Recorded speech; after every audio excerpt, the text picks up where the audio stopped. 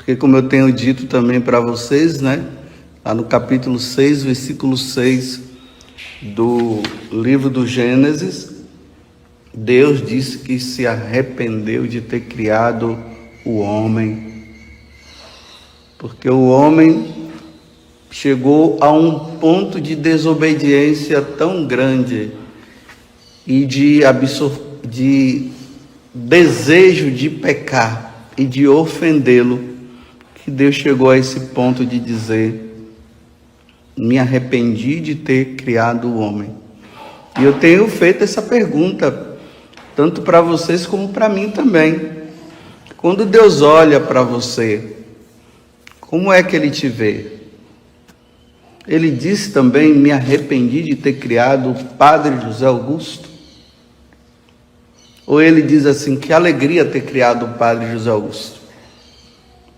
Então se coloque. Se você percebe que realmente Deus te olha com esse olhar de dizer assim: me arrependi de ter criado, de ter te criado. Então, meus irmãos, nos arrependamos. Vamos pedir a Deus então a graça de uma verdadeira conversão. Não vamos justificar os nossos pecados, não. Vamos diante dele reconhecendo, porque as cinzas, elas continuam sobre a nossa cabeça. E nesse tempo é um tempo de reflexão. Realmente eu estou sendo fiel a Deus? Eu o agrado de todo o meu coração, de todo o meu ser, com toda a minha alma? É isso que tem acontecido? Ou eu tenho sido mais um daqueles do tempo de Noé, que ficou do lado de fora, não quiseram mudar de vida, e quando o dilúvio chegou, não sobrou nenhum daqueles que não quiseram saber de Deus. Infelizmente, uma das grandes tentações de Satanás hoje é colocar na cabeça de nós católicos que Deus é misericórdia e que Deus não vai condenar mais ninguém, está todo mundo numa boa. Mas como é que nós vamos estar numa boa se a nossa vida não condiz com aquilo que o Senhor nos ensina? Os mandamentos estamos praticando realmente? Os sacramentos, que é ponto de santificação para nós estamos vivendo os sacramentos? É só dar uma olhada no mundo e nós veremos que as coisas não estão bem assim. Mas espero que na sua vida seja diferente. E hoje nós vimos aqui, sempre nesse primeiro domingo da Quaresma, a igreja coloca as chamadas tentações de Jesus. Como nós estamos no tempo do Evangelho de São Marcos, porque nós estamos no ano B, aí Marcos, ele resume bastante as tentações.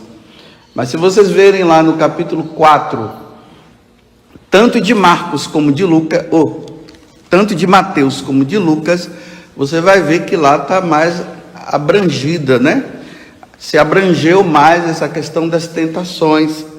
Ali vê o demônio dialogando com Jesus. Mas aqui apenas diz assim, que o Espírito Santo levou Jesus para o deserto, e ele ficou no deserto durante 40 dias, e ali foi tentado por Satanás. Por que a igreja está trazendo isso no primeiro domingo da Quaresma? Porque ele está dizendo assim, a igreja está querendo nos dizer para nós, cuidado com as tentações.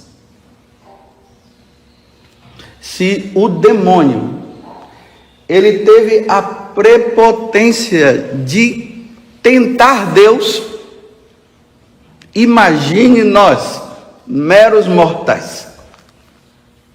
Imagina nós. E a tentação, ela vai começar a partir de alguns conceitos que nós precisamos estar atento. Para o demônio nos tentar, nos seduzir e nos levar ao pecado, primeiramente ele vai ter que colocar na nossa cabeça que Deus não existe. A primeira coisa que ele vai fazer, Deus não existe. Você olha o mundo de hoje que esse conceito está se propagando. Eu sempre trago aqui para vocês que na Idade Média não era assim. Embora nas faculdades se diga que a Idade Média foi a Idade das Trevas, não foi não, foi a Idade da Luz.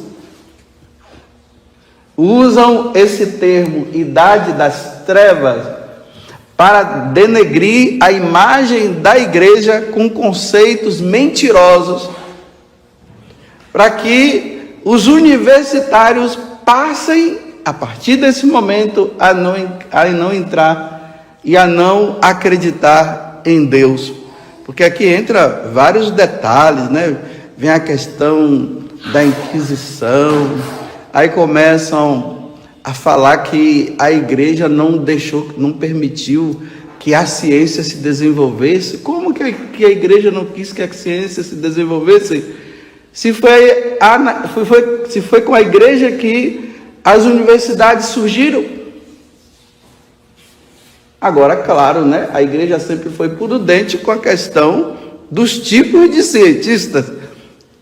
Existem aqueles cientistas também que faziam com que o nome de Deus fosse retirado. E por isso a igreja não vai tolerar uma coisa dessa. Mas não vou entrar nesse detalhe agora. Mas é só para entender, né? Deus não existe. Os anjos não existem. Os demônios não existem. Satanás não existe. Isso é história fantasiosa. Isso é história da carochinha, da igreja. Porque a igreja quer ter vocês dominados por ela. E como esse conceito entrou de forma tão forte, aí hoje nós encontramos as pessoas dizendo, não, Deus não existe, os anjos não existem. Aquele rapaz e aquela moça que tinham um trabalho na igreja, que foram catequizados pelos seus próprios pais e acreditavam em Deus quando entraram nas universidades da vida, agora não querem mais saber de Deus, não querem mais ir na missa, Deus não existe. Tem aqueles que conseguem, e vou dizer, é pura graça de Deus, viu? Aqueles que conseguem sair das universidades hoje, ainda acreditando em Deus, é graça. Porque os professores estão lá justamente para tirar a nossa fé. Já foram trabalhados nisso. Eles foram trabalhados nisso e agora estão trabalhando com isso.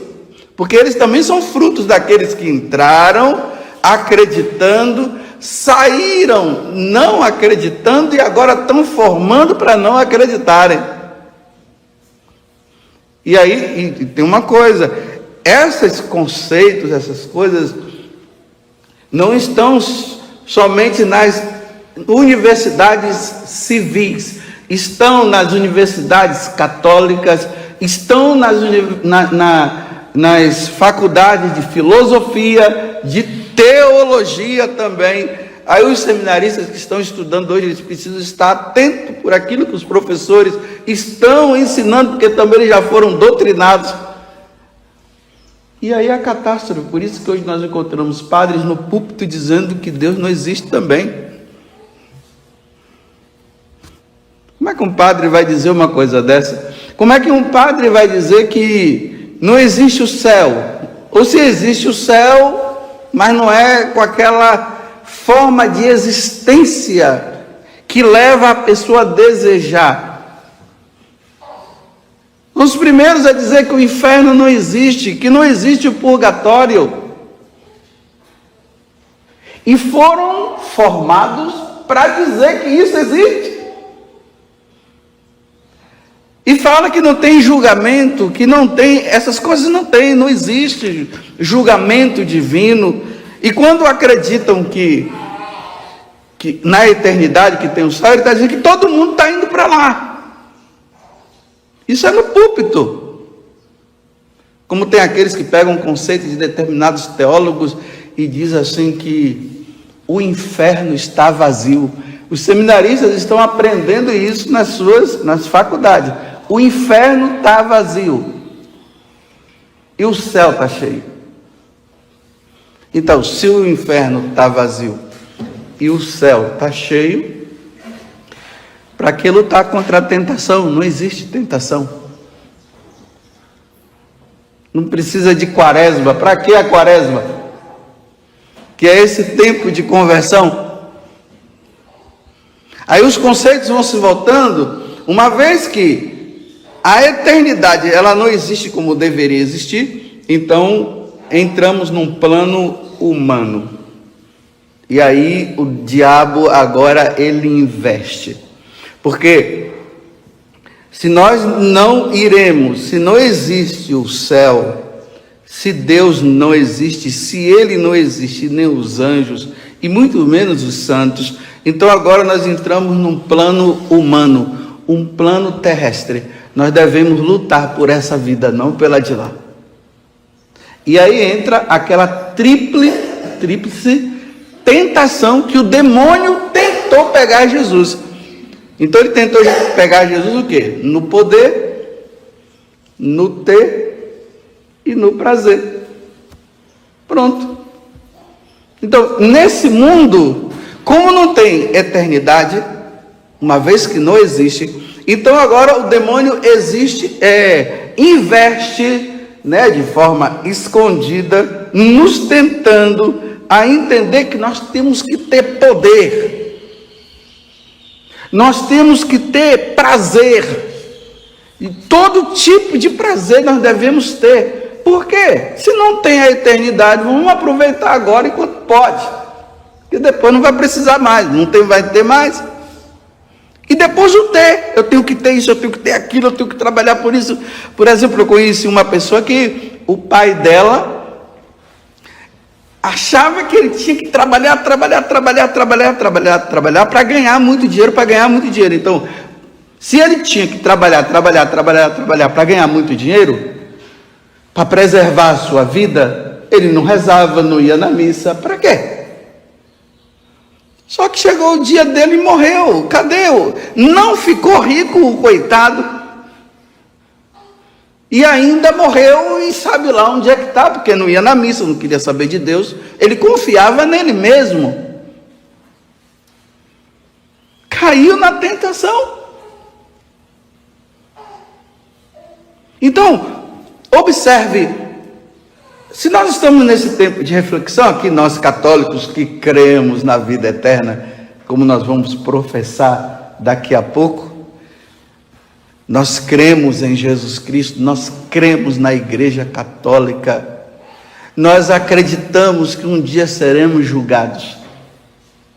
Veja aonde o demônio está tentando você de forma sutil. É no poder. Você precisa ter um cargo, você precisa ser valorizado, rapaz. Se valorize. Você precisa mandar. Tem que ter pessoas ali onde você manda. Faça de tudo para isso. Ou senão, não, você é um pobre coitado. Você tem que ter coisa, Você luta, né? Essa ideia de pobreza existente, né? Essa ideia que circula, que só os pobres se salvarão, os ricos não. Então os pobres têm que se juntar entre eles e derrubar os ricos para serem ricos também. Olha só, é o ter. Então vamos fazer aqui, porque lá não tem isso não. Vamos aqui, nem lá existe, se o lado de lá não existe. E o prazer, né? Esse prazer desmedido, o prazer em todos os sentidos, os apetites sexuais, vai lá, isso é normal, está dentro do nosso ser, nós temos que usar disso. Não, masturbação não é pecado, não. É normal, tem que desopilar um pouco. E aí vem os sacramentos, o sacramento do matrimônio.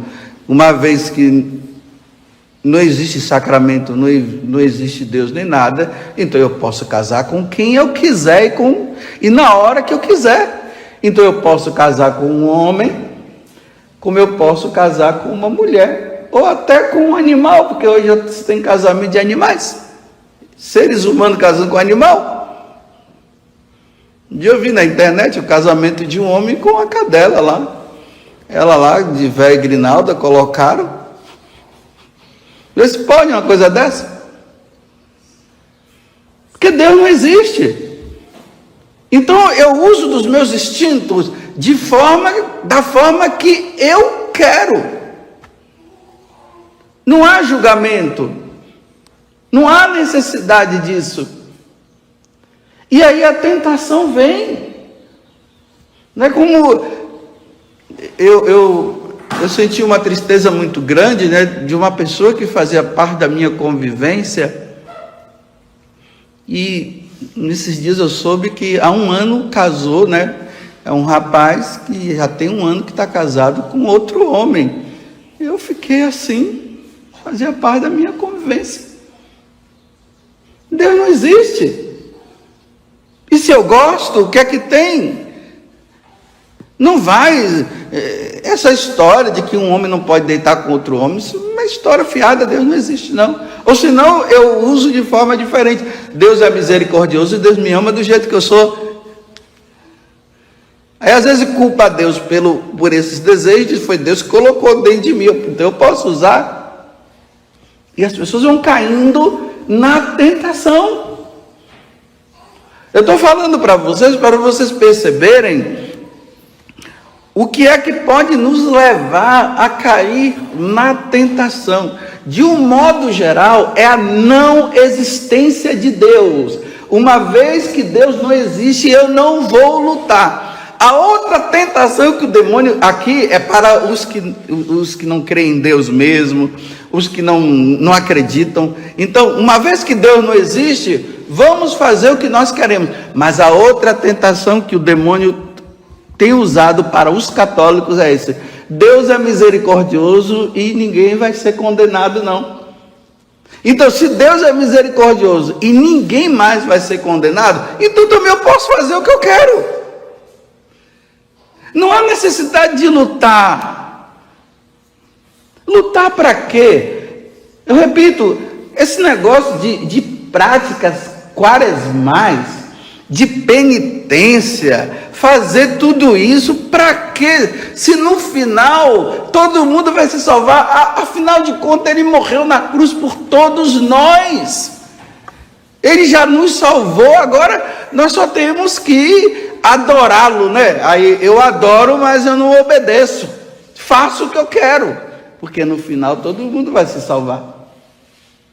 Mas graças a Deus tem aquele grupo, e não é grande não, viu? É um grupo pequeno, não é um grupo grande, que entendeu que Deus existe, que Deus nos quer no céu, mas que Deus também, Ele vai retribuir de acordo com a vida que nós vivemos. Se nós o obedecemos, iremos viver com Ele. Se nós não obedecermos, nós não iremos viver com Ele, porque lá existe o céu e existe o inferno. Mas amam tanto a Deus que dizem: eu não quero de maneira nenhuma desobedecê-lo. Estão aí lutando pela santidade. Só que, como é uma minoria, como no tempo de Noé também, que foi uma minoria, você viu que na carta de São Pedro está dizendo hoje que foram 8 pessoas que se salvaram. A maioria está dizendo assim: vocês são exagerados, não precisa tudo isso não. Para que tudo isso? Mas esse grupo pequeno está ali na luta, está lutando constantemente, está evitando os olhares, está procurando praticar a caridade, sim. Procuram ser fiéis na vida de oração, procuram ser fiéis na participação da missa, estão lutando para não ficar sem missa. Estão ali ajudando os outros, estão preocupados com aqueles que estão levando uma vida de qualquer jeito. Tem seminaristas nos seminários que estão sofrendo, sim, porque eles entenderam isso, estão lutando uma vida de santidade. Os seus colegas estão brigando com eles, dizendo que não precisa ser assim não, e eles estão ali fiéis. Aí dentro da igreja também, os sacerdotes, aqueles que estão numa vida, são poucos, porque essa doutrinação acabou pegando a maioria. Aí você vai encontrar sacerdotes que estão lutando também, estão sofrendo, porque os seus amigos, os seus colegas estão batendo firme nele, dizendo que não é bem assim. Isso aí é coisa do passado, que Deus agora mudou o seu conceito, porque Deus não vai mudar o seu conceito, Deus não tem mudança. E estão lutando. Mas estão sofrendo, mas estão se oferecendo, lutando, se oferecendo em sacrifício até por aqueles que não creem. Estão levando a sério as aparições de Nossa Senhora, quando ela diz, que nós devemos rezar pela conversão dos pecadores e pelas almas do purgatório, que precisam fazer sacrifício. E esses sacrifícios estão valendo a pena, porque muitos estão se convertendo também. Precisamos ver isso, mas também tem outros que estão com o coração fechado e estão se perdendo. Então eu termino a homilia dizendo assim: o demônio, não somente na quaresma, durante toda a tua vida, ele vai dizer para você que os conceitos de verdades que a igreja sempre ensinou, isso não tem nada a ver. E ele vai entrar de forma sutil nesse vício, nesse pecado, para fazer com que você e eu abandonemos a Deus. Louvado seja nosso Senhor Jesus Cristo e a nossa Mãe Maria Santíssima. Por a tua vida e o coração modificar, pois na simplicidade Ele te leva à conversão, e o seu projeto é de plena restauração.